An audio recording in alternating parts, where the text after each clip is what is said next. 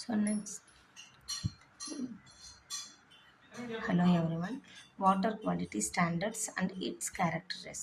நம்ம இதுக்கு முன்னாடி வீடியோவில் பார்த்தோம் அப்படின்னா டைப் ஆஃப் வாட்டர்ஸ் பார்த்தோம். ஸோ என்னென்ன type of hardness of waters இருக்குது. So permanent hardness and temporary ஹார்னஸ்னு 2 டைப்லாம் பார்த்தோம் இல்லையா.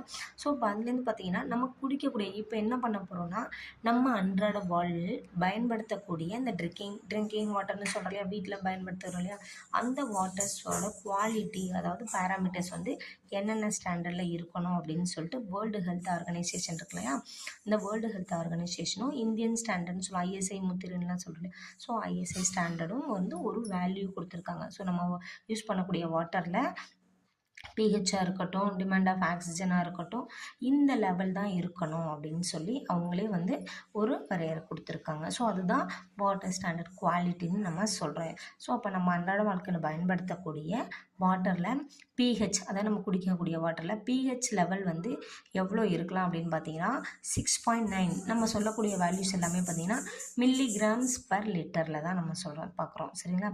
ஸோ அப்போ 6.9 பர் லிட்டருக்கு எவ்வளோ மில்லிகிராம் இருக்கலாம் அப்படின்னா 6.9 மில்லிகிராம் வந்து வாட்டரில் பிஹெச் வந்து இருக்குது. 6.9 பிஹெச் வந்து இருக்கலாம். ஸோ ஐஎஸ்ஐயும் அதே சேம் வேல்யூ தான். ஸோ 6.9 தான் இருக்கலாம். ஸோ அப்போ டிடிஎஸ், ஸோ டிடிஎஸ்னால் நம்ம என்ன சொல்கிறோம்,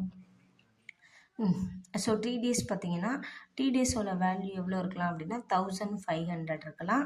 ஸோ ஐஎஸ்ஐ நம்ம இந்தியன் ஸ்டாண்டர்டில் வந்து அதை பற்றி சொல்லலை, டிடிஎஸை பற்றி எதுவுமே சொல்லலை. நெக்ஸ்ட் வந்து பார்த்திங்கன்னா டிமாண்ட் ஆஃப் ஆக்சிஜன் சொல்லுவோம். ஸோ இந்த ஆக்சிஜன் டிமாண்டை பற்றி வேர்ல்டு ஹெல்த் ஆர்கனைசேஷனில் சொல்லலை, பட் ஐஎஸ்ஐயில் 3 இருக்கலாம் அப்படின்னு வந்து 3 மில்லிகிராம் வந்து இருக்கலாம் அப்படின்னு சொல்லியிருக்காங்க சரிங்களா. ஸோ குளோரைடு வந்து எவ்வளோ ப்ரெசென்ட் ஆகிருக்கலாம் வாட்டர்லனா 250 மில்லிகிராம் ப்ரெசென்ட் ஆகிருக்கலாம். வேர்ல்டு லெவலில் சொல்லியிருக்கக்கூடிய வேல்யூ. இந்தியன் லெவலில் பார்த்தீங்கன்னா 600 மில்லிகிராம் இருக்கலாம் அப்படின்னு வந்து சொல்லியிருக்காங்க சரிங்களா. ஸோ நெக்ஸ்ட்டு சல்பேட்டோட வேல்யூ பார்த்தீங்கன்னா சல்பேட்டோட வேல்யூ 400 மில்லிகிராம் ப்ரெசென்ட் ஆகிருக்கலாம். ஐஎஸ்ஐ மாதிரி 1000 மில்லிகிராம் வந்து ப்ரெசென்ட் ஆகிருக்கலாம், அதாவது 1 கிராம் ப்ரெசென்ட் ஆகிருக்கலாம். ஸோ நைட்ரேட் வந்து 45 மில்லிகிராம் பர் லிட்டர்.